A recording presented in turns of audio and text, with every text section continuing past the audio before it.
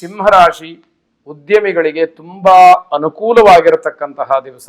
ನಿಮ್ಮ ಉದ್ದಿಮೆ, ನಿಮ್ಮ ವ್ಯವಹಾರ ವಿಸ್ತಾರಗೊಳ್ತಕ್ಕಂತಹದ್ದು, ಅದರಿಂದ ಶುಭ ಲಾಭಗಳು ಹೆಚ್ಚಾಗ್ತಕ್ಕಂತಹದ್ದು ಈ ದಿವಸ ಬಹಳ ಸೂಚ್ಯವಾಗಿ ಕಾಣ್ತಾ ಇರತಕ್ಕಂತಹದ್ದು. ಜವಾಬ್ದಾರಿಯನ್ನು ಹೊತ್ತಂತಹ ಕೆಲಸಗಳಲ್ಲಿ ತುಂಬ ಯಶಸ್ಸನ್ನು ಕಾಣ್ತೀರಿ, ಆದರೆ ತುಂಬ ಪ್ರಯಾಸವೂ ಕೂಡ ಇದೆ.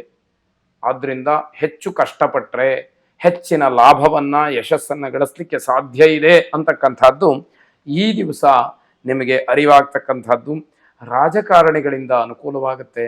ರಾಜಕೀಯ ವ್ಯಕ್ತಿಗಳು ನಿಮಗೆ ನಿಮ್ಮ ವ್ಯವಹಾರಕ್ಕೆ ಸಹಾಯವನ್ನು ಮಾಡ್ತಾರೆ, ಅವರ ಬೆಂಬಲ ಇರತಕ್ಕಂಥದ್ದು. ಹಾಗಾಗಿ ಧೈರ್ಯವಾಗಿ ಮುನ್ನುಗ್ಗುವಂತಹ ಪ್ರಯತ್ನವನ್ನು ನೀವು ಮಾಡ್ತೀರಿ, ಅದು ನಿಮಗೆ ಅನುಕೂಲಕರವಾಗಿ ಫಲವನ್ನು ಕೊಡ್ತಕ್ಕಂಥದ್ದು. ಕುಟುಂಬದವರ ಸಹಕಾರ ತುಂಬ ಕೆಲಸ ಮಾಡ್ತಕ್ಕಂಥದ್ದು. ಬೇರೆ ಯಾರದ್ದೇ ಏನೇ ಸಹಾಯ ಸಹಕಾರಗಳಿದ್ರೂ ಕೂಡ ಕುಟುಂಬದಲ್ಲಿ ಅದನ್ನು ಒಪ್ಪಿ ಮೆಚ್ಚಿ ನಿಮಗೆ ಒಂದು ಧೈರ್ಯದ ಮಾತನ್ನು ಹೇಳಿ ನಿಮ್ಮನ್ನ ವ್ಯವಹಾರಕ್ಕೆ ಕಳಿಸ್ಕೊಡ್ತಕ್ಕಂಥದ್ದು ಅತಿ ಮುಖ್ಯವಾದಂತಹ ವಿಚಾರವಾಗುತ್ತೆ. ಅಂತಹ ಯೋಗವೂ ಕೂಡ ನಿಮಗೆ ಇರತಕ್ಕಂಥದ್ದಾಗತ್ತೆ.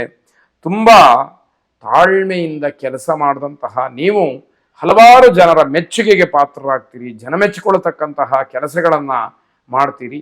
ತಾಳ್ಮೆ, ನಿಧಾನ ಬಹಳ ಮುಖ್ಯವಾಗಿ ಕೆಲಸ ಮಾಡುತ್ತೆ ಎನ್ನುವಂಥದ್ದು. ಹಣದ ಲಾಭ, ಹೆಸರು ಎಲ್ಲವೂ ಕೂಡ ನಿಮ್ಮದಾಗತ್ತೆ. ಸಮಾಜದಲ್ಲಿ ಎಲ್ಲರೂ ಕೂಡ ನಿಮ್ಮನ್ನು ಗೌರವಿಸ್ತಕ್ಕಂತಹ ಕೆಲಸವನ್ನು ಮಾಡ್ತಾರೆ. ಗಣಪತಿಗೆ ದೂರ್ವೆಯನ್ನು ಅಂದರೆ ಗರಿಕೆಯನ್ನು ಅರ್ಪಣೆ ಮಾಡಿ ಅವನ ಸುಪ್ರೀತನಾಗಿ ನಿಮ್ಮೆಲ್ಲ ಕೆಲಸಗಳನ್ನು ನಿರ್ವಿಘ್ನವಾಗಿ ನಡೆಸಿಕೊಡಲಿ. ಶುಭವಾಗಿ. ಕನ್ಯಾ ರಾಶಿ, ನಿಮ್ಮ ಚಟುವಟಿಕೆಯ ಸಲುವಾಗಿ ನಿಮಗೆ ಸ್ವಲ್ಪ ಅಪಾಯ ಇದೆ. ಆ ರೀತಿಯಲ್ಲಿ ನೀವು ನಡ್ಕೊಳ್ತೀರಿ, ಅದು ಬೇಡ. ಯಾವ ಕೆಲಸ ಅಪಾಯಕಾರಿ ಅಂತ ನಿಮ್ಮ ಮನಸ್ಸಿಗೆ ಬರುತ್ತೋ ಅಥವಾ ಸಮಾಜ ಅದನ್ನು ಗುರುತಿಸುತ್ತೋ ಆಗ ಆ ಕೆಲಸದಿಂದ ದೂರವಾಗಬೇಕು. ಅಂತಹ ಕೆಲಸವನ್ನು ಕೈ ಬಿಡಬೇಕಾದಂತಹದ್ದು ಬಹಳ ಮುಖ್ಯವಾಗುತ್ತೆ. ಇಲ್ಲ ನಾನು ಹಾಗೇ ಮುಂದುವರಿತೀನಿ ಅಂತಂದರೆ ಅಪಾಯದ ಅಂಚನ್ನು ನೋಡಬೇಕಾದಂಥದ್ದಿರುತ್ತೆ. ಕುಟುಂಬದ ಸದಸ್ಯರ ಜೊತೆಯಲ್ಲಿ ಯಾವುದೇ ಕಾರಣಕ್ಕೂ ವೈಮನಸ್ಯವನ್ನು ಮಾಡಿಕೊಳ್ಬೇಡಿ. ಮನೆಯಲ್ಲಿ ಇರತಕ್ಕಂತಹ ಸದಸ್ಯರ ಜೊತೆಯಲ್ಲಿ ಜಗಳವಾಡುವಂತಹದ್ದು, ಮಾತು ಬಿಡ್ತಕ್ಕಂಥದ್ದು, ಅವರಿಂದ ದೂರವಾಗ್ತಕ್ಕಂಥದ್ದು, ಇದು ಯಾವ ಕೆಲಸಗಳು ಕೂಡ ಬೇಡ. ಎಲ್ಲರೂ ಕೂಡ ಅನ್ಯೋನ್ಯವಾಗಿರತಕ್ಕಂತಹ ಪ್ರಯತ್ನವನ್ನು, ಒಬ್ಬರಿಗೊಬ್ಬರು ಅನ್ಯೋನ್ಯತೆಯನ್ನು ಕಾಪಾಡಿಕೊಳ್ತಕ್ಕಂತಹ ವಿಚಾರವನ್ನು ಯಾವತ್ತೂ ಕೂಡ ಧನಾತ್ಮಕವಾಗಿ ಚಿಂತೆ ಮಾಡಿ. ವ್ಯಾಪಾರ ವ್ಯವಹಾರದ ಸಮಸ್ಯೆಯನ್ನು ಬೇರೆಯವರಿಗೆ ಹೇಳ್ಕೊಳ್ಬೇಡಿ, ಆಗ ಅದು ನಿಮ್ಮ ದೌರ್ಬಲ್ಯವಾಗುತ್ತೆ, ನಿಮಗೆ ಇನ್ನಷ್ಟು ನಷ್ಟಕ್ಕೆ ಕಾರಣವಾಗುತ್ತೆ. ಆದ್ದರಿಂದ ಆ ವಿಚಾರವನ್ನು ಗೌಪ್ಯವಾಗಿಟ್ಟು ಅದಕ್ಕೆ ಸೂಕ್ತವಾದಂತಹ ಪರಿಷ್ಕಾರವನ್ನು ಮಾಡಿಕೊಳ್ತಾ ಹೋಗ್ತಕ್ಕಂಥದ್ದು. ಶ್ರಮಕ್ಕೆ ತಕ್ಕ ಪ್ರತಿಫಲ ಇಲ್ಲ, ಅದು ನಿಮ್ಮ ಅನುಭವಕ್ಕೆ ಬಂದಿದೆ, ಬೇಸರವಾಗುತ್ತೆ, ಅದು ಸ್ವಭಾವ ಸಹಜ. ಆದರೆ ಅನುಭವಿಸುವಂಥದ್ದು ಕಷ್ಟ ಅಲ್ಲ, ಅದನ್ನು ಗ್ರಹಗತಿಯ ಫಲ ಅಂತ ಹೇಳಿ ಭಾವಿಸಿ ಅನುಭವಿಸಿಯೇ ತೀರಬೇಕಾದಂಥದ್ದಿರುತ್ತೆ. ಹೆಚ್ಚಿನ ದುಃಖ ಮನಸ್ಸಿನ ಮೇಲೆ ಬಹಳ ನೋವಾಗತಕ್ಕಂತಹ ಸಂದರ್ಭಗಳು ನಿಮಗಿದೆ.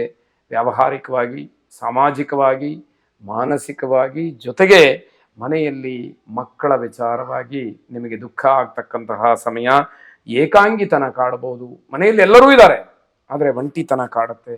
ನನ್ನ ಭಾಗಕ್ಕೆ, ನನ್ನ ಜೊತೆಗೆ ಯಾರೂ ಇಲ್ಲ, ನಾನು ಒಬ್ಬಳೇ ಅಂತಕ್ಕಂತಹ ಭಾವನೆ ಮನಸ್ಸಿನಲ್ಲಿ ಹೆಚ್ಚಾಗಿ ಮೂಡ್ತಕ್ಕಂಥದ್ದಾಗುತ್ತೆ. ಪ್ರತ್ಯಂಗಿರಾದೇವಿಯನ್ನು ಪೂಜೆ ಮಾಡಿ. ಶುಭವಾಗಿ. ತುಲಾರಾಶಿ, ಹೊಸ ವ್ಯವಹಾರಗಳ ಯೋಚನೆ ಏನೇ ಇದ್ರೂ ಕೂಡ ಅದನ್ನು ತಪ್ಪಿಸ್ಬಿಡಿ.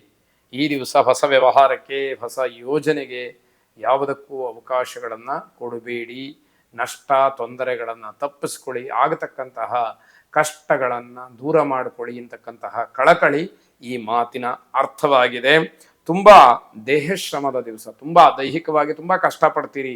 ಯಾವುದೋ ಒಂದಷ್ಟು ಕೆಲಸಗಳನ್ನು ಮಾಡಲೇಬೇಕಾದಂತಹದ್ದು ಅನಿವಾರ್ಯ, ಇವತ್ತೇ ಮುಗಿಸಬೇಕಾದಂತಹ ಸಂದರ್ಭಗಳು ಕೂಡ ಇರುತ್ತೆ. ಹಾಗಾಗಿ ದೇಹಶ್ರಮ ಹೆಚ್ಚಾಗಬಹುದು. ಮಕ್ಕಳಿಂದ ನಿಮ್ಮ ಆರೈಕೆ ಸಂತೋಷವಾಗುತ್ತೆ. ನೀವು ಕಷ್ಟಪಟ್ಟಿದ್ದೀರಿ ಅಥವಾ ನಿಮಗೆ ಶ್ರಮ ಆಗಿದೆ ಅಂತ ತಿಳಿದು ಮಕ್ಕಳು ನಿಮಗೆ ಉಪಚಾರ ಮಾಡ್ತಾರೆ, ಆಗ ನಿಮಗೆ ಬಹಳ ಆನಂದವಾಗ್ತಕ್ಕಂಥದ್ದು. ಆ ಮಕ್ಕಳ ಜೊತೆಯಲ್ಲಿ ನೀವು ಕಳೀತಕ್ಕಂತಹ ಸಮಯ ನಿಮಗೆ ಬಹಳ ವಿಶೇಷವಾಗಿ ಫಲವನ್ನು ಕೊಡ್ತಕ್ಕಂಥದ್ದು. ಸಾಲದ ವಿಚಾರ ಬೇಡ, ಸಾಲ ಕೊಡುವಂಥದ್ದು, ತೆಗೆದುಕೊಳ್ತಕ್ಕಂಥದ್ದು, ಸಾಲಕ್ಕೆ ಸಹಿ ಮಾಡ್ತಕ್ಕಂತಹದ್ದು, ಬೇರೆಯವರಿಗೆ ಏನೋ ಸಾಲವನ್ನು ಕೊಡಿಸ್ತಕ್ಕಂತಹದ್ದು, ಈ ಯಾವ ವ್ಯವಹಾರಗಳು ಕೂಡ ಬೇಡವೇ ಬೇಡ. ಅದು ತೊಂದರೆಗೆ ದಾರಿ ಅನ್ನುವಂಥದ್ದು ನಿಮಗೆ ಗಮನಕ್ಕೆ ಬಂದಿರಲಿ. ಸರ್ಕಾರಿ ಸಮಸ್ಯೆಗಳು ಎದುರಾಗುವಂತಹ ದಿವಸ. ಸರ್ಕಾರದಿಂದ ಕೆಲವು ವಿಚಾರಗಳಲ್ಲಿ ಏನೋ ಸಮಸ್ಯೆಗಳು ಉಂಟಾಗತ್ತೆ, ಅದನ್ನು ಪರಿಹಾರ ಮಾಡಿಕೊಳ್ಬೇಕಾಗತ್ತೆ, ಬಗೆಹರಿಸ್ಕೊಳ್ಬೇಕಾಗತ್ತೆ. ಇನ್ಯಾರೋ ದೊಡ್ಡವರ ಭೇಟಿಯನ್ನು ಮಾಡಿ ಅವರ ಮಾರ್ಗದರ್ಶನ, ಅವರ ಮಾತಿನ ಮುಖಾಂತರ ಅದನ್ನು ಬಗೆಹರಿಸ್ಕೊಳ್ತಕ್ಕಂತಹ ದಿವಸ ಇದು ಅಂತ ಹೇಳಬೇಕು. ವೈವಾಹಿಕ ಜೀವನದಲ್ಲಿ ಏನೋ ಒಂದು ರೀತಿಯ ಅತೃಪ್ತಿ, ಸಾಂಸಾರಿಕವಾಗಿ ಸಮಾಧಾನ ಇಲ್ಲ, ಏನೋ ಭಿನ್ನಾಭಿಪ್ರಾಯ, ಒಬ್ಬರು ಹೇಳಿದ್ದು ಮತ್ತೊಬ್ಬರಿಗೆ ಆಗ್ತಾ ಇಲ್ಲ, ಸಿಟ್ಟು ಕೋಪಗಳು ಬರ್ತಾ ಇದೆ, ಆದರೆ ಅದು ಯಾವುದೂ ಕೂಡ ಕೆಲಸ ಮಾಡ್ತಾ ಇಲ್ಲ. ಈ ದಿವಸವನ್ನು ಹಾಗೇ ಕಳೀಬೇಕಾಗತ್ತೆ. ಅದನ್ನು ಸರಿಪಡಿಸ್ಕೊಳ್ತಕ್ಕಂತಹ ಪ್ರಾಮಾಣಿಕ ಪ್ರಯತ್ನ ಮಾತ್ರ ನಿಮ್ಮದಾಗಿರಬೇಕು. ಲಕ್ಷ್ಮೀನಾರಾಯಣರನ್ನ ಅರ್ಚನೆ ಮಾಡಿ, ಲಕ್ಷ್ಮೀನಾರಾಯಣ ಹೃದಯ ಸ್ತೋತ್ರವನ್ನು ಪಾರಾಯಣ ಮಾಡಿ, ಶ್ರವಣ ಮಾಡಿ. ಶುಭವಾಗಿ. ವೃಶ್ಚಿಕ ರಾಶಿ, ವೃತ್ತಿ ಇರಬಹುದು ಅಥವಾ ನೌಕರಿ ಇರಬಹುದು, ಇದರಲ್ಲಿ ನಿಮ್ಮ ಪ್ರಭಾವ ಈ ದಿವಸ ಹೆಚ್ಚಾಗ್ತಕ್ಕಂಥದ್ದಾಗತ್ತೆ. ವ್ಯಾವಹಾರಿಕವಾಗಿ ಹಣ ಸಂಪಾದನೆಯನ್ನು ಮಾಡ್ತೀರಿ. ಅದು ಕೇವಲ ಸಂಪಾದನೆಯಾಗಿ ಉಳಿದ್ರೆ ಪ್ರಯೋಜನ ಆಗೋದಿಲ್ಲ. ಅಂತಹ ಹಣ ನಿಮಗೆ ಲಾಭವಾಗಿಯೂ ಅದರಿಂದ ಸದ್ವಿನಿಯೋಗಕ್ಕೆ ಅವಕಾಶವೂ ಸಿಕ್ಕುವಂಥದ್ದಾಗಬೇಕು. ಆಗ ಮಾತ್ರ ಗಳಿಸಿದ್ದಕ್ಕೆ, ಸಂಪಾದನೆ ಮಾಡಿದ್ದಕ್ಕೆ ಒಂದು ಅರ್ಥ ಬರ್ತಕ್ಕಂಥದ್ದಾಗತ್ತೆ. ಹಿರಿಯರ ಹೆಸರನ್ನು ಹೇಳಿಕೊಂಡು ಗೌರವವನ್ನು ಸಂಪಾದನೆ ಮಾಡ್ತೀರಿ. ನಾನು ಇಂಥವರ ಮೊಮ್ಮಗ, ಇಂಥವ್ರ ಕುಟುಂಬದವನು ಅಂತ ಹೇಳಿ ಹೆಸರನ್ನು ಹೇಳಿಕೊಂಡು ನೀವು ಸಂಪಾದನೆಯನ್ನು, ಗೌರವವನ್ನು ಉಳಿಸ್ಕೊಳ್ತಕ್ಕಂಥದ್ದು ಈ ದಿವಸ ವಿಶೇಷವಾಗಿ ಕಾಣ್ತಾ ಇದೆ.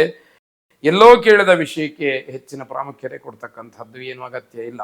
ಯಾವುದೋ ವಿಷಯವನ್ನು ಎಲ್ಲೋ ಕೇಳಿರ್ತೀರಿ, ಅದನ್ನು ಇನ್ನೆಲ್ಲೋ ಉಲ್ಲೇಖ ಮಾಡಬೇಕು ಅಂತಕ್ಕಂತಹ ಉತ್ಕಟವಾದಂತಹ ಆಸೆ ಅಷ್ಟೊಂದು ವಿಶೇಷವಾಗಿ ಫಲಪ್ರದಾಯಕವಾಗಿ ಇರುವುದಿಲ್ಲ. ಆದ್ದರಿಂದ ಆ ವಿಷಯವನ್ನು ಎಷ್ಟು ಬೇಕೋ ಅಷ್ಟು ಮಾತ್ರ ನೀವು ಉಪಯೋಗ ಮಾಡಿಕೊಳ್ತಕ್ಕಂಥದ್ದು ಒಳ್ಳೆಯದಾಗಿರುತ್ತೆ. ಮನೆಯಲ್ಲಿ ಸಂತೋಷ ಇದೆ, ಅದನ್ನು ಹಾಗೆ ಕಾಪಾಡಿಕೊಳ್ಳಿ. ನಿಮ್ಮಿಂದ ಅಸಂತೋಷವಾಯಿತು, ಏನೋ ಒಂದು ಬೇಸರ ಆಯಿತು ಅನ್ನುವಂಥದ್ದು ಮನೆಯಲ್ಲಿ ಬರುವಂಥದ್ದು ಬೇಡ. ಇರತಕ್ಕಂತಹ ಅಶಾಂತಿ, ಅಸಂತೋಷಗಳನ್ನು ನೀವು ಮನೆಯಲ್ಲಿ ದೂರ ಮಾಡಿ ಶಾಂತಿ ನೆಲೆಸುವ ಹಾಗೆ, ಸಂತೋಷ ಇರುವ ಹಾಗೆ ಮಾಡಿ ಅಂತ ಹೇಳುವಂಥದ್ದು. ಸಾಲದ ಹಣವನ್ನು ಪಡ್ಕೊಂಡು ಹೊಸ ಯೋಜನೆಯನ್ನು ಹಾಕ್ತೀರಿ ಅಂದರೆ ನಿಮ್ಮ ಅನುಕೂಲಕ್ಕೆ ಬೇಕಾದಂತಹ ಯೋಜನೆಗಳಿಗೆ ಸಾಲವನ್ನು ಮಾಡ್ತೀರಿ. ಅದರಿಂದ ನಿಮಗೆ ಶುಭ ಇರತಕ್ಕಂಥದ್ದಿದೆ. ಸುಬ್ರಹ್ಮಣ್ಯನನ್ನು ವಿಶೇಷವಾಗಿ ಪ್ರಾರ್ಥನೆ ಮಾಡಿ. ಅಂತಹ ಷಣ್ಮುಖ ಸ್ವಾಮಿ ನಿಮ್ಮ ವ್ಯವಹಾರದಲ್ಲಿರತಕ್ಕಂತಹ ಎಲ್ಲ ಗೊಂದಲಗಳನ್ನು ದೂರ ಮಾಡಿ ಅವನು ನಿಮಗೆ ಸಂಪೂರ್ಣವಾದಂತಹ ಅನುಗ್ರಹವನ್ನು ಮಾಡಲಿ. ಶುಭವಾಗಿ.